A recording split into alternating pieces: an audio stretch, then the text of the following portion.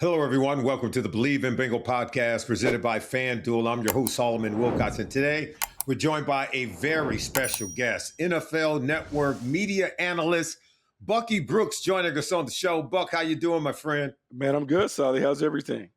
Look, everything's great because I've been following your work, of course, on your most recent mock draft. You had the Cincinnati Bengals with the 10th overall pick, taking the cornerback from LSU, Mansoor Delane. First of all, I want to just kind of step back. We're going to get to your selection with that 10th overall pick. Cincinnati Bengals have missed the playoffs for 3 consecutive seasons. They made a lot of draft picks, particularly on the defensive side of the ball. They even changed defensive coordinator, firing our good friend Lou Anarumo. And we don't have anything against Al Golden, who's very good, I think, in his own right. But last I checked, we talk about think players, not plays, right? Yeah. It's at some point in time, you got to look at the players. Let's go big picture. What's needed to get this defense going? I mean, there's so many different things, right? There's a time going all the way back, like now, and I know things happen quickly in National Football League, but the Cincinnati Bengals were in the Super Bowl like a few years ago. And when you think about the players that they had on that defense, man, they had see-ball, get-ball defenders. They had 2 safeties that were really good, high IQ, could communicate, operate in the traffic. They had corners that could keep the ball in front, but they would make their plays on tips and overthrows. But then up front, they could generate pressure. And when I look at the Bengals from back to front, front to back, they need playmakers at every level. And so Trey Hendrickson departs. You now need to find someone up front who can consistently be a guy that commands double team attention so the guy on the backside can get work. You need second level defenders that can run and chase. And then you need guys in the back end that, one, know what to do. And then when they have an opportunity to make plays, they have to make plays. So we talk about every level, they need playmakers. I think they need multiple playmakers at every level on defense. And we're going to talk about that in a little bit. I want to maybe hear from you why Mansoor Delane at the cornerback position when they have other needs up front on the defensive line. They need an off-ball linebacker, right? They could use another corner. They could use another safety. Tackling was a problem on this defense last year. Why not Caleb Downs? Why not Sonny Styles? Why not one of the other real bona fide playmakers who play and a line closer to the ball? I mean, any of those guys would be terrific. And if those guys are available, I think you run the card up. I think any of those guys, particularly as you mentioned, the Ohio State guys, they fit, right? Let's start in the back end because the position we know well, Caleb Downs would be terrific. If Caleb Downs is there, it makes so much sense because I'll say this, the defense hasn't been the same since Jessie Bates departed. You can say like it or not, whatever you felt about him, whatever people felt about him, he was a really good player who played at a high level for that team. Right. He and Von Bell were terrific in tandem. You got to find someone in the middle of the field who can do that. When I think about Caleb Downs, because you brought his name up, he's a pro's pro. You cannot play for Nick Saban and Matt Patricia, 2 pro coordinators, and be given the keys to the kingdom without being a high IQ guy that can do a lot. To me, it makes perfect sense. But if it's not him, let's say Sonny Styles is there. Sonny Styles is the new school linebacker that people want. Played safety early in his career. Now he's in the box playing traditional linebacker. Solly, I'm going to say this, and I know it's big praise. But if I could tell you that you could get a player who's part Fred Warner, part Kyle Hamilton, we'll sign up to play with that player all day. That's who Sonny Styles could be. Big safety that is playing in the box, much like Kyle Hamilton does for the Baltimore Ravens. You want that. And then if it's not one of those guys, can we find someone up front who can generate the pressure, who's a proven commodity up front that can get after the passer? You need that because you let someone who was like that walk out the building and Trey Hendrickson. You got to get that back to just be the team that you were last year. I don't know. There are a lot of things that you got to attack if you're the Cincinnati Bengals, you want to compete. You and I both know there's a premium on players, particularly on the defense side of the ball, who play closer to the ball. The closer you are to the ball, when Aaron Donald lined up right over the center or the guard, you love the fact that he could get home and impact the game, maybe even more primary than an edge rusher. But then an edge rusher is maybe what comes to mind after that. And then maybe an off-ball linebacker who you can bring and work in your stunts and your twists and in your games, and it can impact your run defense as well. And then a safety who you can move around. He's going to play in the box. He can operate in space and then turn the ball over as well. Cornerback plays out on the perimeter and obviously can be neutralized. If you don't throw at him, you can attack maybe the other 9. And here's what you had to say in your mock draft about LSU cornerback Mansoor Delane. He said, you wrote that he's talented, he's a technician, he is a plug-and-play starter with instincts, awareness, and movement skills, and can match up with wide receiver number 1 in the National Football League. That's high praise coming from you, Buck. I know you wouldn't put pen to paper on that unless you really believed it. No, he's a really good player. And I think the best thing, like Solly, because we're former players, could he line up and be in our huddle? Yes. Yeah. And the reason he can be in the huddle, he's a high IQ player. He has the versatility to play outside or inside. He can cover. He can play man or zone. He can utilize any technique that you want. If you want to go bump and run, you want to play off, he can do those things. And then because he can bump inside and blitz off the edge, he has added value. In a division where we're talking about the division changing with Pittsburgh and Cleveland and Baltimore and how you have to match up to win these games, there's value in having someone that can do all of those things against the personnel that you're facing. But you're right. He is limited if he's not able to play behind a pass rush or a front 7 that is going to afford him the opportunities to take those one-on-one challenges. I look at the AFC North and I look at the other teams outside of the Cincinnati Bengals, and all 3 of those teams have a primary edge rusher who can get home, can get to the quarterback and close out football games. We all know about Myles Garrett, set a single-season sack record last year. He's been a mainstay in Cleveland. T.J. Watt, the same in Pittsburgh. And now you get Trey Hendrickson moves from Cincinnati going to Baltimore.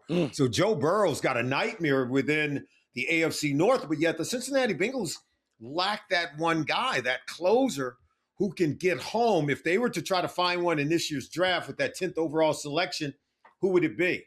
Here's what's interesting. And it just depends because the league is a copycat league. If you look at the Seattle Seahawks, for instance, you talk about people now going by committee at that pass rusher position, right?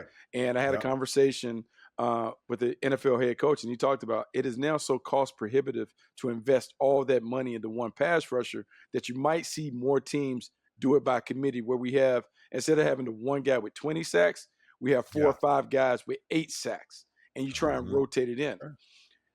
At 10, what you're talking about, because in this year's draft class, I think you have very good pass rushers. I don't know if there's a great one. There's not a transcendent talent like a Myles Garrett. At 10, you're talking about maybe Rueben Bain. You're talking about Akheem Mesidor. Those 2 would be worthy of being in the conversation. The problem that you have in Rueben Bain, he has shorter arms. He has less than I keep hearing it. You talk about 30-inch arms. I want to say there have only been 2 people that have been drafted in the first round with that arm length, and I think it's Kalaji Kancey and then David Pollack. David Pollack moved up to linebacker and then had his injury that prematurely cut short his career, but you haven't seen many. Now people say, but outliers in these things. Yeah, but there's a reason why we have trends in historical data. That's right. In Rueben Bain, though, you have a player that plays with tremendous effort, tremendous violence. He's a player that can move inside and outside. I think he would be ideal in sub packages as an interior player that could attack the guard. He is effective in terms of constant disruption, but the production is different. And I would say the best thing that happened to him is he dominated the college football playoff, because before, Solly, I'm having to sell you on a player who has 6 sacks. That's a hard sell in the room to be my first-round pick, but he's always there. Now, if I could say this in kind of superhero terms, he's more Robin than Batman. If you told me that we had an established player, he's perfect on the backside because they will force him. He'll get 7 or 8 just on effort and energy. But if he is the main player, I don't know if he's going to be a guy that ever gets you double digits on his own. See, that's how I look at a lot of these pass rushers coming in this year's draft. They're a bunch of Robins. In other words, are they a primary rush guy? Are they more secondary guys who can get to the quarterback, providing someone else is disruptive up front? And that's what you saw in Seattle. They had, 5 guys who have 40 or more pressures. But if you would ask and say, well, who's the main guy? Who's their main disruptor? One guy might say, well, maybe it's Leonard Williams. Another one may say, well, maybe it's DeMarcus Lawrence. But really, they were all sort of a component. They were part of the whole sum, right? But if you were to break them down individually, you wouldn't necessarily be frightened of any one guy. But if you put them all together, boy, were they formidable. And I think that's what, as you mentioned earlier, that's what teams are trying to create. If you can have a lot of secondary guys, but have them all work together, you got to be well coordinated in your schemes and your rush lanes. You got to be really good. But I've had some even talk about Rueben Bain Jr. possibly moving down inside. Can he be disruptive as a tackle? Because the long arms, you don't need that at tackle. You can have the shorter arms like a John Randall. We know that Aaron Donald didn't have long arms, but boy, was he disruptive. Now, you have to be a different kind of player with that speed and quickness, but could he kick down inside and be more of a threat there? I think on passing downs, yes. Every down, I don't know if I want to play him inside there. He has plenty of tape where he goes inside and he works on those downs. But here's the problem when we talk about Cincinnati, and as we kind of bring this out to a broader conversation, Solly, this has to be done over years. Like you don't in 1 year say, hey, we're going to be a by committee and throw everybody together.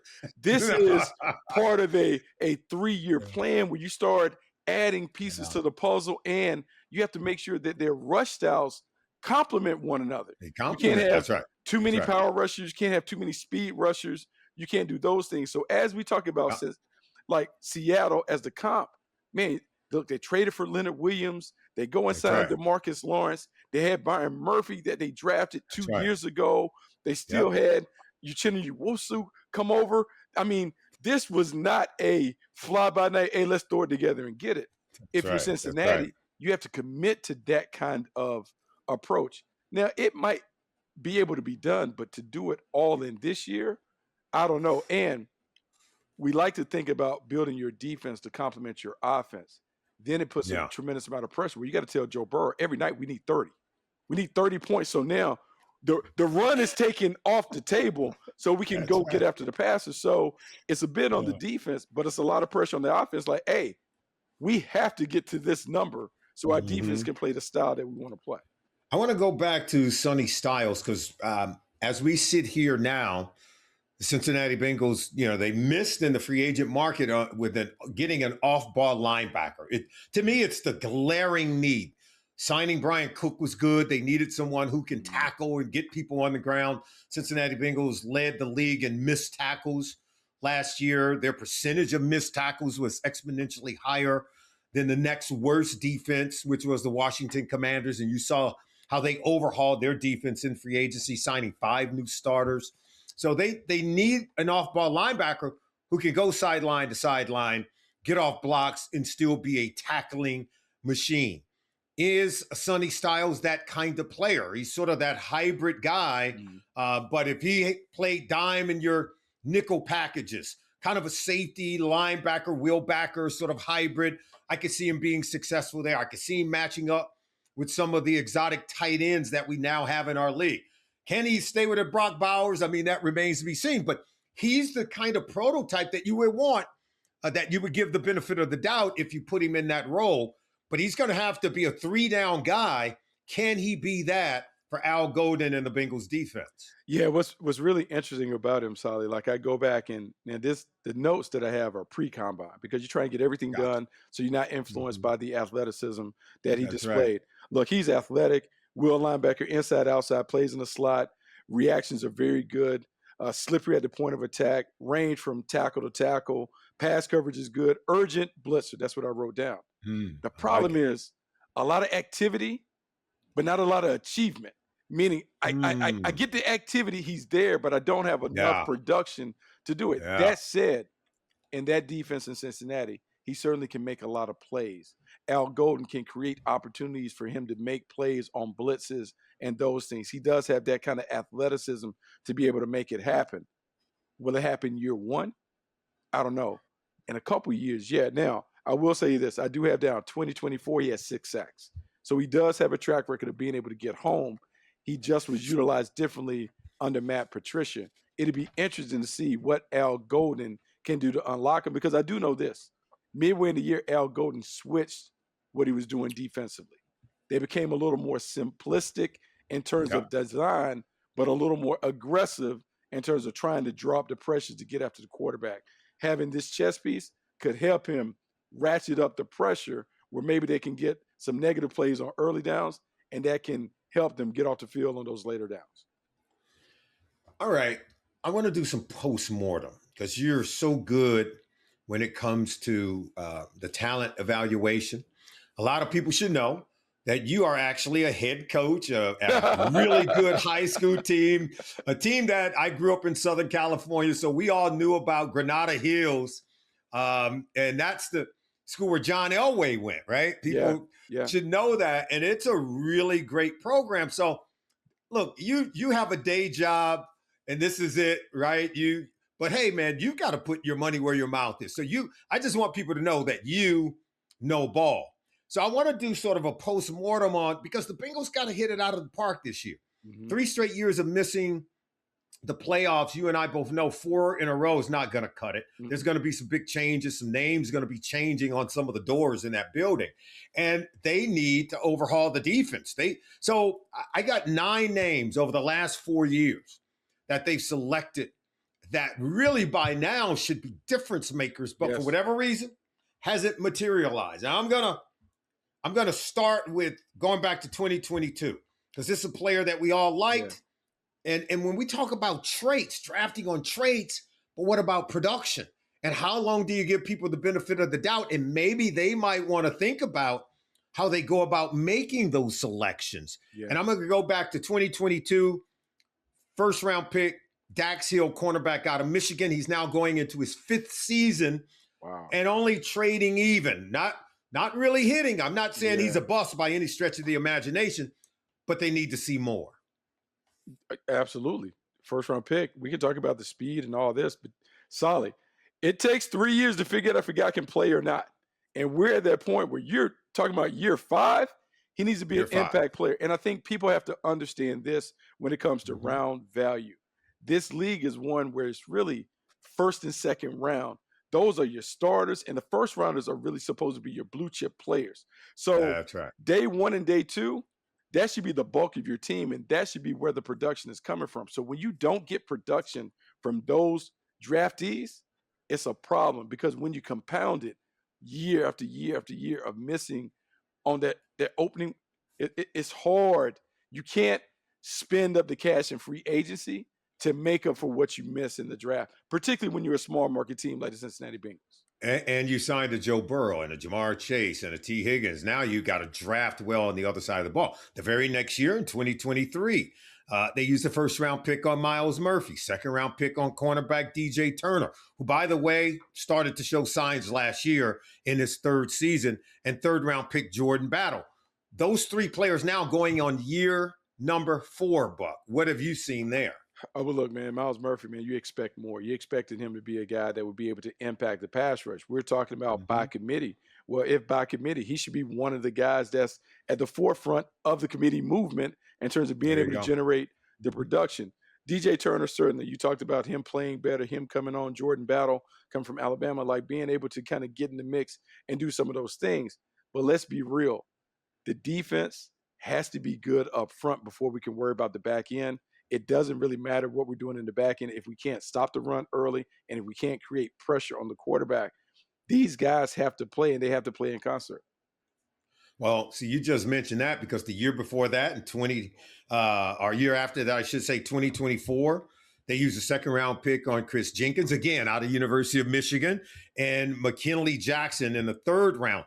2 interior defensive tackles now going in year number 3. But yet we have not seen consistency at a high level from either guy. And speaking of Jenkins, man, I loved him coming out because he had the traits, not only because I was at Carolina when his dad was one of the best defensive tackles in the game, but you expected him to begin to pop. And everybody that you're talking about, and this is the debate that people have in meeting rooms.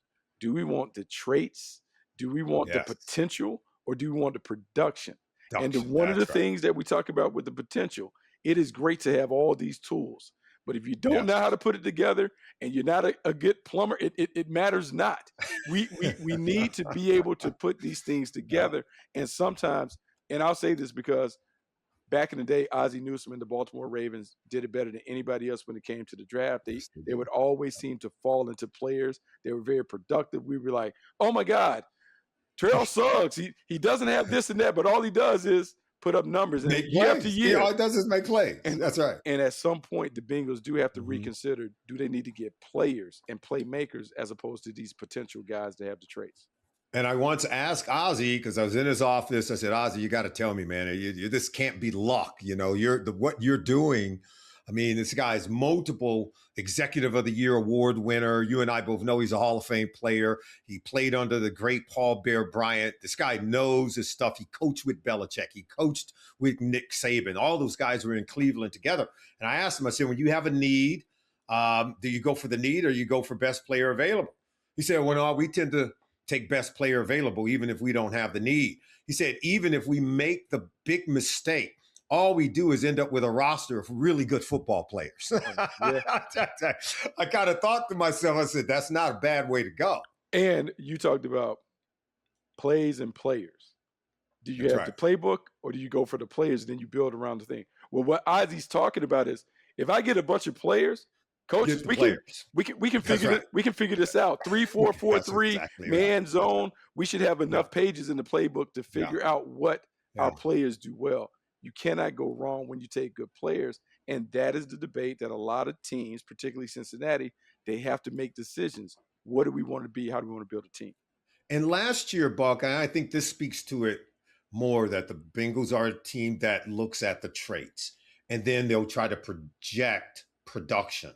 And it's not happening, at least over the last 4 years, with the 9 players taking on the defensive side of the ball. In the first 3 rounds, we're talking a lot of first-round picks here, a lot of second-round picks. And last year, Shamar Stewart in the first round, Demetrius Knight in the second round, Barrett Carter was a 4th-round guy. These guys are going in their second years. I don't want to be overly critical on those guys because they were just rookies.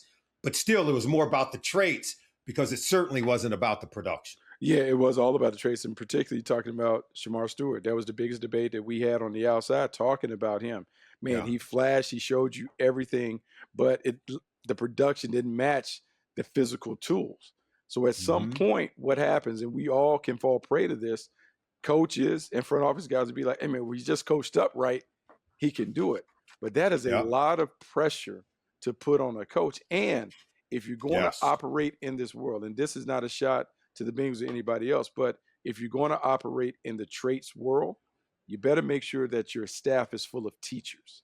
And with abbreviated off seasons and the way the changes are with training camp and practice, you have to be able to get it done really quickly. And you have to have a scheme that's simple enough for them to thrive in. My thought originally when they signed Al Golden, that they were going all in on this draft and develop process. Coming from the collegiate game where he did a really good job at Notre Dame, he was going to be able to have a plan to get these young guys up to playing and playing really well quickly. We'll see if that happens for him in year 2, but that has to be the approach if you're going to draft all these prototypical guys. And getting parts that know him and that he knows best. I thought Xavier Watts, he went he went in the 3rd round to Atlanta. And we saw what he did. I remember talking with him at the Combine, and I asked him, who's the player that you kind of grew up watching that you would say you modeled your game after, that you learned a lot from? And he threw out a name that floored me. He said Jessie Bates. and then he gets drafted. A few months later, he gets drafted to Atlanta, and they make one of the best pair of safeties in the National Football League. And they're very identical to one another. They're very smart. They're heady. And the ball finds them. And it's exactly what the Cincinnati Bengals needed. And I'm thinking that was too easy to select him coming out of Notre Dame. He knows Al Golden's defense. Al knows him, but yet Cincinnati Bengals saw fit not to sign him. Buck, one last question before we let you go. We talk about difference makers on the defense. If we're talking about pure production, there's going to be a player there on the defense side of the ball when the Bengals go on the clock at number 10. I know you already gave him the corner, but in a perfect world, if they had to get one guy, if you could put one guy on this Bengals defense that is a difference maker, who would it be? We talked about him first, Caleb Downs. And the reason why is you and I have talked about it, and it's come full circle. Intelligence matters. And at that position in safety, we talk about it. The late Dick Duran used to tell me about it when I was a young player. Championship defenses are strong right down the middle. And you have to have a safety that can control it. Caleb Downs, to me, is a pro's pro. He can do everything that you want to see if he's there. And because the Bengals have an affinity for Big Ten players, it makes so much sense. I think he helps that defense right away, not only with the ability to control it, but the playmaking that he might not have even displayed fully at Ohio State. To me, he is everything when it comes to checking off the boxes as a safety.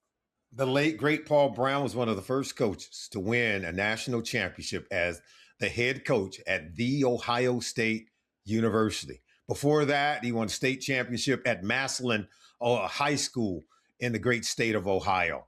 So the Brown family have strong ties to Ohio State. They're at home games every single Saturday, Buck. So just know this. They have seen a lot of Caleb Downs. Hey, we want to thank you for taking the time to join us, man. You always bring great information. We appreciate and respect and love the work that you do. Keep up the great work, okay? Appreciate you, Solly. All right, everyone. Hey, don't forget to join us next time right here on the Believe in Bengal podcast presented by FanDuel. I'm your host, Solomon Wilcots. Don't forget to join us next time.